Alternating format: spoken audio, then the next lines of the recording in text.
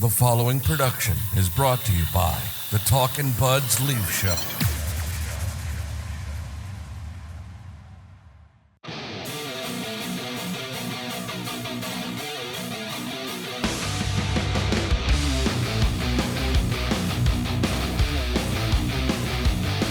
Talkin' Buds Leaf Show, episode 315. It's only been 5 days since our last episode, but it feels like it's been 3 weeks because for whatever reason, the NHL decided the Leafs were going to start their season at an absolute breakneck pace, literally playing every other night since the season started. So we've missed, like I said, it's been 5 days. We've missed 3 games. Don't hate it, though. No, it's good. Don't hate There's it. a lot. There's a lot to talk to. Because anything after game 1 or 2 was just going to be an overreaction anyway. So at least this gave us some time to sit with our thoughts for a little bit. Well, I told you my initial plan was that we would do a post-game show after they played the Red Wings on Monday, and that got derailed because we bought tickets to the ALCS Game 2, which got derailed by the Blue Jays getting the doors absolutely blown off by the Seattle Mariners. So, Yeah. here we are. Yeah. So, let's just go to it right off the bat. Give me your impression on the Toronto Maple Leafs 1 week into the season, currently sitting at 2-2. I think they are exactly where I thought they would be. Let me put it that way. I mean, when you look at the schedule, you see 2 back-to-backs against the Detroit Red Wings, which they've pretty much dominated this team in this whole Matthews era. So you're like, oh, maybe if they get one, Montreal and them is always 50-50 game 1. And then maybe they can get 2 from a crappy Detroit team. But then those games happen, and then the Nashville game happens, and then you just kind of sit back and you're like, this team is exactly where I thought they would be. They look like a playoff team to me. Like, that's just my hot take right off the bat. Like, this team's going down the toilet. I haven't seen that yet. But also, if they want to, they got rid of Marner to get to a different place, but are they going to figure out how to get to that place? You know what I'm trying to say? Yes. For me, early on in the season, did you want to keep going there? No, go ahead. For me, early on in the season, I want to give credit to Craig Berube because I thought Saturday night, the second game of the season, they looked fucking terrible against the Detroit Red Wings, who are a bad hockey team. I'm sorry, they're a bad hockey team. And to just say, screw it, throw caution to the wind, put Easton Cowan in, and not only put him on the top line to try and give a jolt, just inject some new life. You've been talking about, you're ready to see the quote-unquote next era. He is the poster boy of the next era. Well, and to put him in and to put him with Matthews and Knies took stones, and that's why I really like Craig Berube as head coach of this hockey team, because he just said screw it, and he did it. And I think, to me, that's the biggest storyline to start the season is Easton Cowan being injected into the lineup and how good he's looked through 2 games. Yeah, absolutely. And that's a whole other conversation. I like how Craig Berube doesn't have that Babcock in him, where it's Babcock would never do that. Just a veteran coach is they just wouldn't put that rookie in that spot. But I mean, do the math. Just write down the most skilled players in the organization. Just guys who can make plays, guys who could score goals, guys who could pass the puck. I mean, where's he sitting? Probably in the top 5. Yeah. Without playing an NHL game. I know there's a lot of other nuance to the NHL game. There's forechecking, there's back checking, there's being responsible. There's all those little things that coaches love. But with Mitch Marner exiting the lineup and you looking for more offense, what is the point of playing this guy on the 4th line? Exactly. Just put the kid in. Put him in. And then you watch Matthias Michelli play, and the guy's been he's kind of been useless. I've liked him. Hold on. I've liked him a lot better on the second line. I think he fits a lot better with Tavares and Nylander than he did with Matthews and Knies. I don't think it's a fit with Matthews and Knies. There are signs with him. The puck gets on his stick, he makes a quick play. You're like, hey, this guy can handle the puck. We're not dealing with a complete plug here. But I mean, he's not good enough in other areas to only have a point. And I hope he doesn't fall behind in the point department. He's got to get some points. He's got to moving the puck around. He's got to get some assists. He's got to get a goal. Like, it's just, yeah, he's just got to get going a little more offensively. But there's a lot of time. Yeah, but back to Easton Cowan, Craig Berube glows about him. I think that's another thing too that we like about Berube versus some other NHL coaches, where I feel like maybe some more old school coaches would feel the need to like downplay the rookie and like kind of earn your stripes type mentality. And like, he's just like, the guy's a dog on a bone. I love his compete. I love his attitude. I love everything about him, basically, except the fact that he's an inexperienced rookie. Whoa. But I'm at a point where leave him on this. It would have to be a pretty brutal stretch of consecutive games where I would go, all right, you got to get him off that line. Based on what I've seen through 2 games, leave him there and live and die with the mistakes that a rookie hockey player is going to make in that position. You've got Auston Matthews, who we're going to talk about a little later in this episode because I've got some opinions on Auston Matthews. But we've got Auston Matthews, who at this point is a veteran in the league. Anytime you say anything negative about Auston Matthews, the people who defend him are always like, well, he's a great 200-foot center. So if he's a great 200-foot center, he can help compensate for any maybe defensive deficiencies or inexperienced plays Easton Cowan makes. Knies is Knies.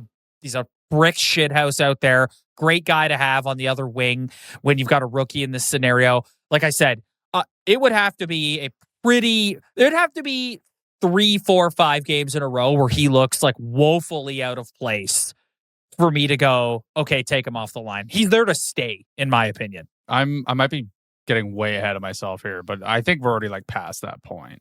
Like, he's looked unbelievable in 2 games. Like that first game he played, he was all over it. And it's almost the way he's kind of been molded into the NHL now, where the other guys were just like, you're the superstar, save the franchise, here's all the money, where he's kind of had to like earn it a little bit more. So maybe just that journey up to this where he is now is gonna lend himself better to like forechecking harder and just being more physical and not shying away and just doing more little things right because of just it wasn't handed to him. Yes. But you watch it, but you like compare him to the other wingers. Like, like they don't have like there's benefits to losing guys who can score, especially when they're causing havoc in your dressing room. But at the end of the day, you still need points, man. And this guy's out here making plays, making passes, and you're looking at all the other wingers, and you're like, yeah, outside of who's going to take McMann, that? If you were going to rank their wingers in terms of like shift to shift impact, he's probably number 4 on the depth chart. It's Nylander, Knies, Bobby McMann, and then Easton Cowan. Like, you can't sit here right now and tell me Matias Maccelli is a more impactful player than Cowan has been through 2 games. You can't say that about Nick Robertson. You can't say that about Dakota Joshua. You could definitely not say that about Dakota Joshua. You might be able to say it about Calle Yarncroke, who you owe a big apology to. Yeah, I do. Good start for Calle Yarncroke. Attaboy. Yeah, I think Calle I don't want to give him a full apology. It's not like a full apology, but it's like you almost forgot that, he can actually be a useful guy in the bottom 6, and getting 3 goals right off the bat is gravy for him. Well, and I think when you're in his position, and 2 weeks ago, it was touch and go whether you were still going to be in the National Hockey League, quite frankly. I think he's very aware of where he stands in the organization. And yeah, my take through the first 4 games is I'm going to double down on what I said in training camp and in the preseason, which is the big boys are going to drive this team. And when they don't, I thought, like I said, Saturday night, I thought all 4 of them, because I'm including Knies in the core now, I thought all 4 of them were fucking terrible. And I think Nylander kind of gets called out by Berube, not like controversially called out, but that was like that was fake. You want to hear my hot take? That was a fake story. Okay, that was fake. I think it was just Willie just knows how to do this. He knows how to take some heat in the media and come out and go on a heater. Like I just thought that was like a little much. Because I know he had to get some more shots on net, but so when you say it's fake, hold on, are you going full conspiracy theory here and saying it's like a planted story just to like get people off the trail or whatever, or get them talking about something else? I'm not going to say it was like, let's just totally make this up, but it was definitely like Willie, like You've done this before. You always bounce back. You can handle it. I'm gonna call you out, and it's just gonna put a whole other narrative on whatever's going. Like it just seemed a little. Like, I know he needed some more shots on net, but that guy has the puck on his stick the whole game. Like, he's got 7 points already. Like, he's well on his way to having a great season, man. Like, he's their best player. I'm here to tell you, bro. He's their best player. He is. I think I think ranking Auston Matthews. Auston Matthews or Mitch Marner ahead of him in like the top 50 NHL players list is a lie. Yeah, if you're talking about a guy who impacts the game on a shift-to-shift basis, William Nylander far exceeds Auston Matthews. Dude, in you that could put me and you on this guy's him. fucking line, and me and you would have a point at the end of the night. Like, yeah, where just other guys can't do that. I actually think he's that good. I could get up with 2 points at the end of the night if you threw me on his dude. I told you, wing. I said in the preseason, I was like, I don't love, like, yeah, Matias Maccelli has some skill and he's like, whatever, but I don't know. He seems like just a guy out there. First couple of games, I'm like, this guy is the definition of just a guy.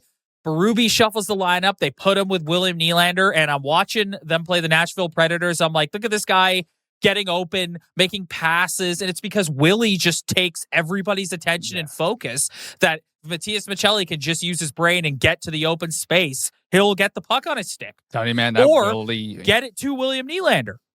That Willie contract's going to be a bargain going forward, man. Yeah. Because he's not getting any worse. I 1,000% am on board with the take of he is their best player. 1,000% on board with that. He's an animal. The proof is in the pudding. Just watch. Like, I know he doesn't have the 200-foot excuse that Auston Matthews has, but when it comes to just having the puck on your stick and it just being making plays, skill plays, like, it's just like he's as good as it gets, man. And the skating with the puck, and it's just like he's an animal. Talk about Bobby McMann, and I'm bringing this up to you because you, for the last couple of episodes, have said Bobby McMann deserves more love and recognition. I mean, I think for Bobby McMann, like, it's just all about what your expectation is for him. Like, he's a guy who clearly has the ability to put the puck on the net, and he has speed, and that's what this team's missing in some areas. So it's just, if you're like, my mindset is this is a 20-goal scorer in the NHL. He's going to look like on some nights he could score 40. But I just don't think that's where he's at. But like, in terms of just a guy you can put on your third line he's already had a couple big goals and you can get 20 Genos. Like, these are the type of guys you need to make the playoffs. These are the type of guys you need to show up in the playoffs. It's a bit of a different story, but they got to get back to the playoffs, and Bobby McMann scoring 20 goals and making plays and creating offense is a way that they're going to get there. Oh, I hate to tell you, buddy, but with what we discussed off the top, where Easton Cowan is currently in the lineup, I think Max Domi as a centerman is here to stay. And I think that third line of McMann, Domi, and Robertson is, like, at this point, I look at a guy like Dakota Joshua, and I'm like, what is this guy really bringing to the lineup? He's been bad. Yeah. So, like, when Scotty Lawton comes back, can you not take him out of the lineup and maybe have Scotty Lawton play wing on that fourth line with Nick Waugh and Calle Yarncroc or something like that? Because I struggle to see what impact Dakota Joshua has made through 4 games. He's just a body out there. Well, he's kind of the opposite of what I was saying about Maccelli earlier. It's like Maccelli doesn't really do that much. So you're kind of looking at his point totals being like, hey, if you're not scoring, then you're just kind of out there doing nothing. Where Joshua's kind of the opposite. Like, he doesn't need a ton of points, but if he's out there like just being a game wrecker, just hurting dudes and finishing checks and just being noticeable that way, then he can play like that. He's just frankly been kind of invisible through 4 games. I'm not looking to just oust the guy out of the lineup. I don't know how far along Scott Lawton is, but I don't want to see Max Domi playing center anymore, though. I will say that. I'm over that. I don't know where you put him because he's not gonna play with Tavares and Nylander. He's not get rid of Nick Robertson, man. The guy's done. Yeah. The guy's cooked, man. We got to do our usual. Well, I mean, Darren Dreger in the intermission last night said Berube's taking calls on him. I know I've said this before. I'll say it again. Okay. Nick Robertson has a ton of upside offensively. I know that they're petrified of him going somewhere else and scoring 20, 25 goals, but it's not going to happen here. Like, I don't know how we've watched so much Nick Robertson hockey. We've watched him in this lineup. We're already sitting here telling you that Easton Cowan is more effective on a shift-to-shift basis than Nick Robertson is. Yeah. And don't give me, well, Cowan's on the top line. You could put Nick Robertson on the top line with Auston Matthews and Matthew Knies tomorrow, and he will not impact the game the way Easton Cowan is. He won't. He won't. So it's like, yes, I think it may be time to explore. It's good for him. It's good for the organization. I don't think you should just give him away for nothing. I think he's a depth forward option that could score you a goal, but like, I don't think you absolutely have to keep him because one day he might wake up and score 25 goals. Like, I don't think that's happening in a Maple Leaf uniform. Yeah, I think the idea of them being petrified of him going somewhere else and doing that is insane. It's just insane. It's stupid. But yeah, I think it's more the latter of they just don't want to take out a depth piece who can actually like create some offense sometimes. Where usually your depth pieces are guys who are just doing nothing.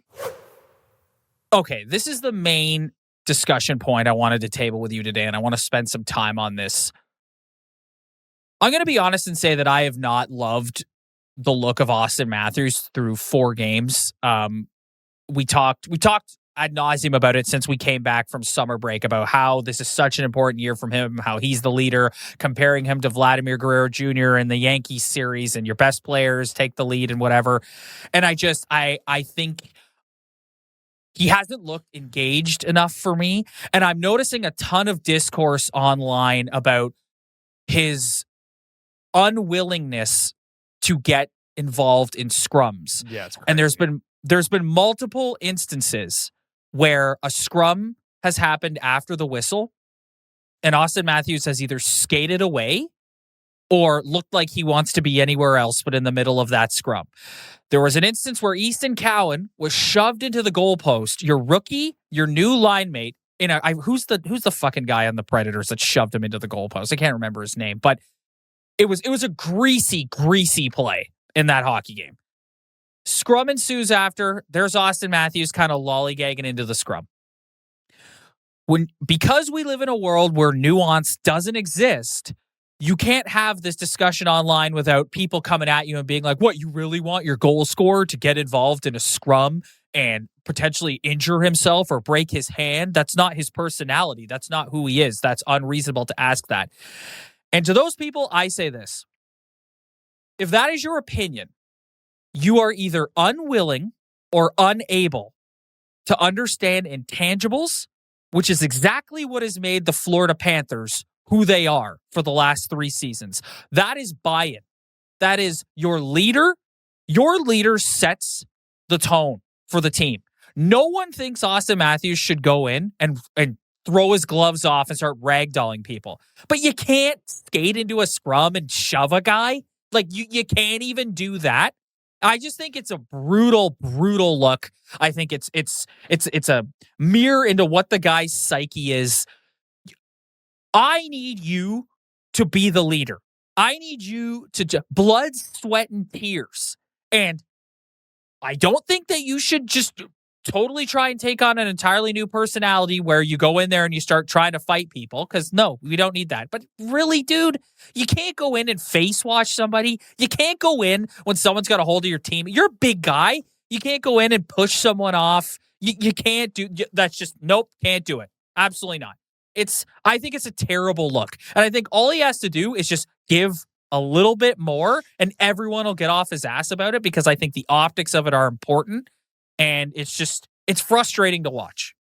Yeah, it's just, I don't want to get too, like, that was a pretty good old guy rant.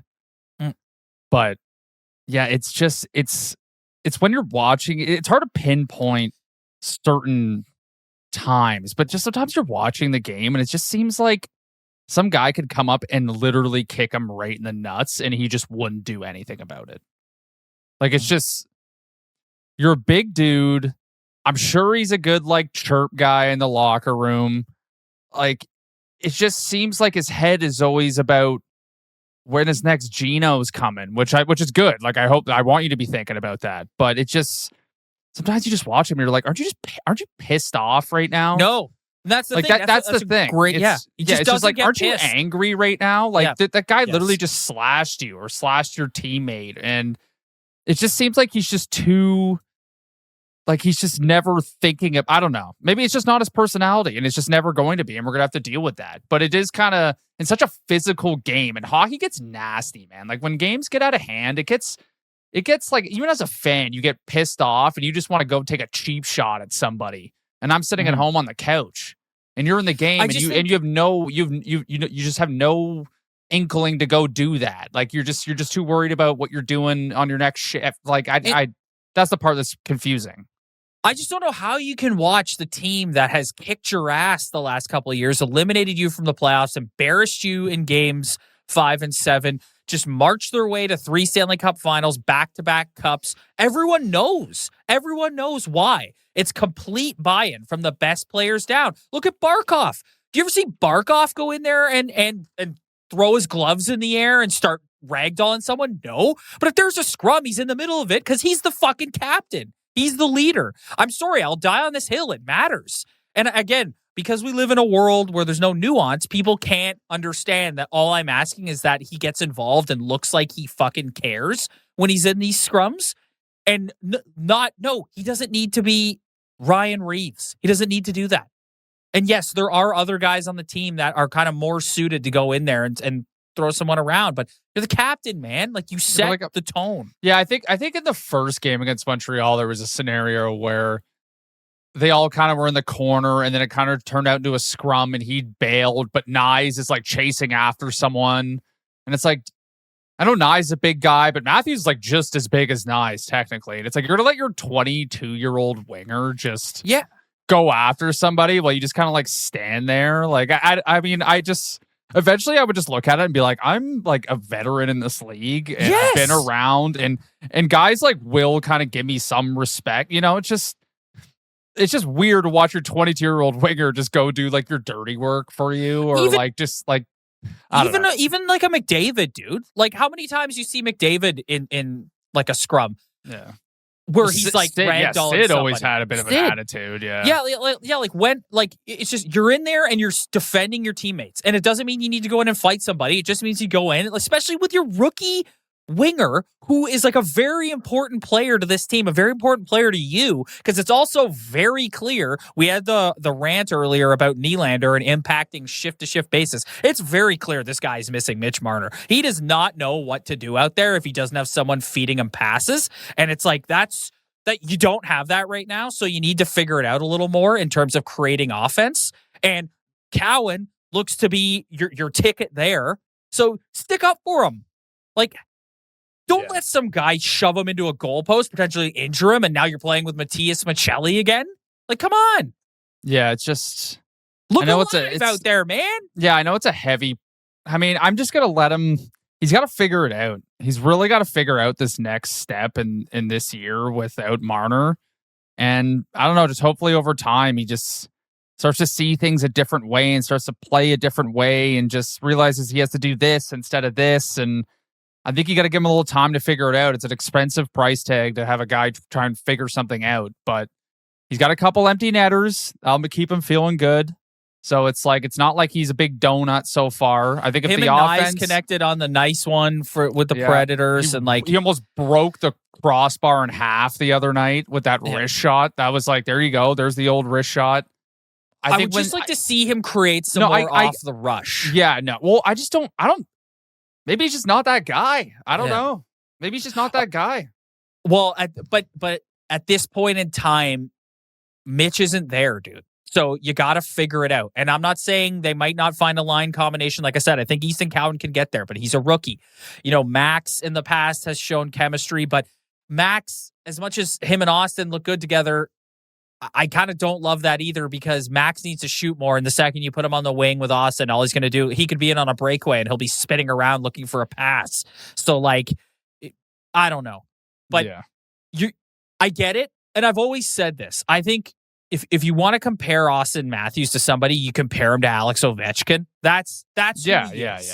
He's a finisher. He's not a Sid. He's not a Connor. He's not. But the circumstances of the lineup dictate that you have to figure that out and be a little better. And again, only 4 games in. You're right. He's got some cookies. It's not even point production and offense driving that I'm so rattled about. That'll come, and he's been fine. It's Jesus Christ, man. Like, get in there and shove somebody. Look alive. Look pissed off. Like, come on. And it matters. Yeah, and Florida's kind of made the league go back into a little more of an old school mentality here, where it's just, I know it was all about skill over the past couple of years, but this team that's dummied the league for basically 3 years now, they got some skill, but they got something else that other people don't have, and that's why they've won 3 cups. And if you're a team who's trying to compete right now, you have to just force yourself to do more of that stuff. Even though it might not be comfortable, it might not feel good. You might get a little slap in the hand or a little glove to the face, but that's what you got to do to compete with the best team in the league. That's really what you got to do. So you really don't have a choice as a team. You got to get involved. 2 words for you, pal. Buy-in. That's what the Florida Panthers have. Yeah. They have buy-in up and down the lineup, and it's their best players that set that tone. Yeah. 100%. Yeah. All right. Well, the breakneck pace continues. They've got the New York Rangers coming in to Scotiabank Arena on Thursday night. Ryan, do you know the New York Rangers through 3 games have yet to score a goal? Do you think that like the worst thing I've ever heard in my life?